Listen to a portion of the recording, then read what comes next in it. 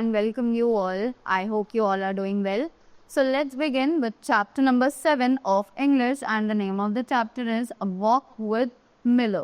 So ये chapter का नाम है. Before beginning with the chapter, let's begin with the intro of this, which says Milo is a dog who lives in a society where Palak lives too. तो Milo जो है यहाँ पर वो एक dog का नाम है जो कि एक सोसाइटी में रहता है जहाँ पर एक पलक नाम की लड़की भी रहती है. They both set out for a walk one morning, कि वो दोनों एक दिन सुबह को मॉर्निंग वॉक के लिए निकले.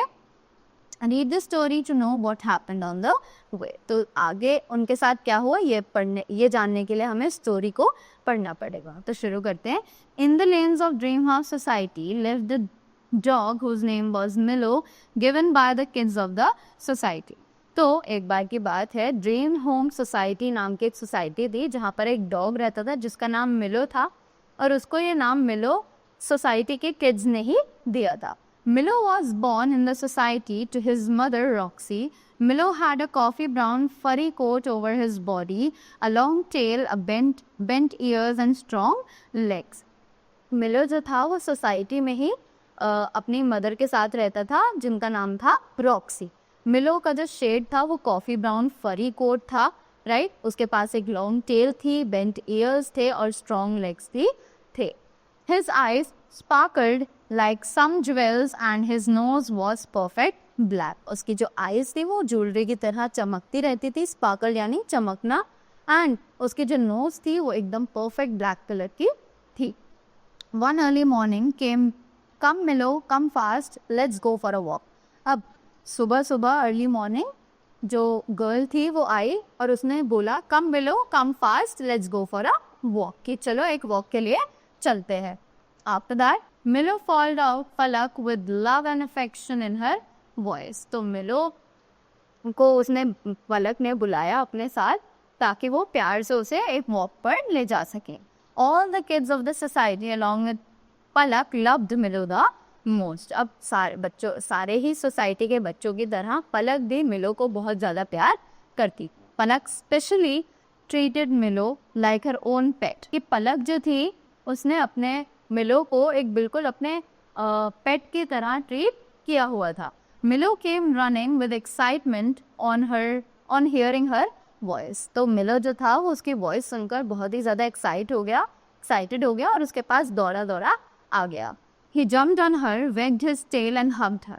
अब उसने अपनी पूंछ को हिलाया और वो उसके ऊपर कूद गया and he tried to hug Palak.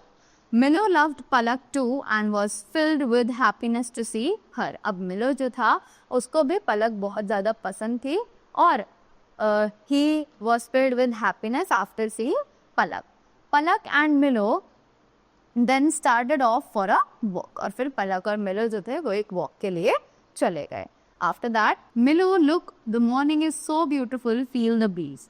कि मिलो ने कहा कि देखो the morning is so beautiful, कि सुबह जो है वो बहुत ही ज़्यादा अच्छी है. Feel the cool breeze, अब इस ठंडी हवा का आनंद लो. Wow, look at those beautiful sunflowers, Palak said to Milo while walking. अब पलक को बहुत सुंदर से वाइट सनफ्लावर्स दिखाई दिए तो पलक ने मिलो को बोला कि उन वाइट फ्लावर्स की तरफ देखो वो कितने ब्यूटीफुल लग रहे हैं.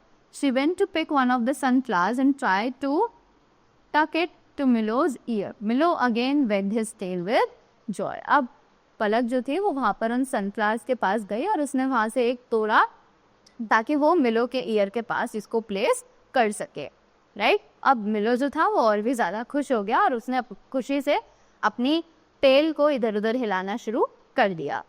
Other people of the society were also having a walk. अब सोसाइटी के जो दूसरे लोग थे वो भी वहाँ पर वॉक कर रहे थे. Some parents were walking with their kids, some kids were walking with their grandparents. अब कुछ पेरेंट्स जो है वो अपने बच्चों के साथ वहाँ पर वॉक कर रहे थे और कुछ बच्चे अपने ग्रैंड पेरेंट्स के साथ वहाँ पर वॉक कर रहे थे. They were all chatting and enjoying the soothing weather. अब वो सब लोग एक दूसरे से बात कर रहे थे और मौसम का आनंद उठा रहे थे.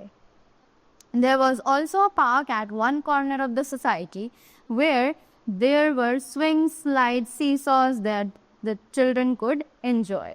अब वहाँ पर उन्होंने पार्क में कॉर्नर में स्विंग्स देखे, स्लाइड्स थे, सीसॉस भी थे जहाँ पर बच्चे जो है वो एंजॉय कर रहे थे. The elder ones were doing yoga and exercises. वहाँ पर जो बड़े बुजुर्ग थे वो वहाँ पर योगा और एक्सरसाइज कर रहे थे. Milo and Palak went to the park, sat on the grass and played for some time. अब वहाँ पर मिलो और पलक जो थे वो पार्क में गए और वहाँ पर ग्रास पर बैठे और उन्होंने थोड़े टाइम के लिए खेलना वहाँ पर शुरू कर दिया. After that, they got up and started moving back to home. फिर वो उठे और उठकर घर की तरह जाने लगे. They were moving on the road and just around the turn, Milo stopped. अब वो लोग रोड पर चल ही रहे थे और एक मोड़ के बाद मिलो जो है वो अचानक से रुक गया. Look, there is a snake over there. Don't move. It may bite. Shouted Palak. पलक ने वहाँ पर उसे बताया कि वहाँ पर एक स्नेक है, वहाँ से हिलना मत वरना वो तुम्हें काट लेगा. Away struck on seeing a snake just ahead of them. Woof, woof, woof, woof. Milo started to bark when he saw the snake and he kept barking and jumping like a restless creature. अब जैसे ही मिलो जो था उसने वहाँ पर snake देखा तो वो उसके ऊपर उसने भौंकना शुरू कर दिया. The snake got scared and went away to hide in the bushes. अब जो स्नेक था वो डॉग को देखकर बहुत ज़्यादा डर गया, वो वापस बुशेस में छुपने के लिए चला गया. मिलो too settled down and wagged his tail again. अब मिलो जो था वो भी वहाँ पर शांति से बैठ गया और अपनी टेल को आराम से हिलाने लगा. पलक sighed with ease after watching this and hugged Milo with love. अब पलक जो थी ये सब देखने के बाद उसने एक चैन की सांस ली और उसने मिलो को बहुत प्यार से एक हग किया. They resumed their walk back home. और उसके बाद वो आराम से अपने घर तक वापस चले गए. Right? So after that, let's read the value that we learned from this chapter, which says, love animals, never bully them, don't get scared in hard situation, face it bravely. तो हमें एनिमल्स से हमेशा प्यार करना चाहिए, उन्हें प्यार देना चाहिए, कभी भी उन्हें परेशान नहीं करना चाहिए. राइट? और कोई भी मुसीबत अगर हमारे सामने आती है तो हमें उससे डरना नहीं चाहिए, उसका डटकर सामना करना चाहिए. Right? So this was the chapter. I hope you all learned something from this. So thank you so much and have a great day ahead.